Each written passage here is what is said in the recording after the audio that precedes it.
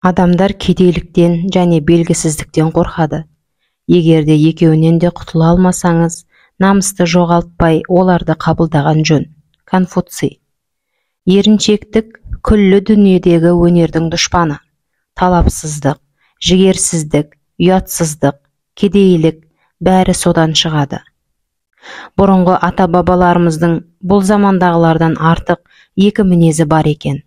Елбасы топ басыларына тоқтай білетіндігі мен намысқойлығы. Қазаққа ақыл берем, түзеймін деп қам жеген адамға екі түрлі нәрсе керек. Біріншісі зор билік, екіншісі есепсіз байлық. Абай Құнанбаев. Азғантай дүниесі бар адам кедей емес, көп дүние қалайтын адам кедей. Сенека Луций Анней. Кедейдің еңбегі байдың кені. Джон Беллерс. Арыңды сақта, болсаң да малға кедей. Қожа Ахмет Яссауи. Кедейлік мүліктің азайғандығы емес, қомағайлықтың артқаны. Платон. Кедейге кепесінің төбесіне шығып тұруы да үлкен мақтаныш.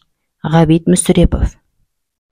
Егер 35 жасыңызда сіз әлі де кедей болсаңыз, онда сіз бұған лайықтысыз. Джек Ма. Дүниеде кедейлік жоқ өнерпазға. Міржақып Дулатов. Кедейді бай, азды көп қылмақ парыз. Күлтегін. Құрсағы құшақ байлардан дәулет күтпес демеңіз. Қу таяқты кедейге дәулет бітпес демеңіз.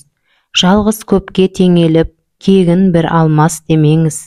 Бұқар Жырау Қалқаманұлы. Көлдің тақырға айналуы оңай, байдың бақырға айналуы оңай. Шерхан Мұртазаұлы.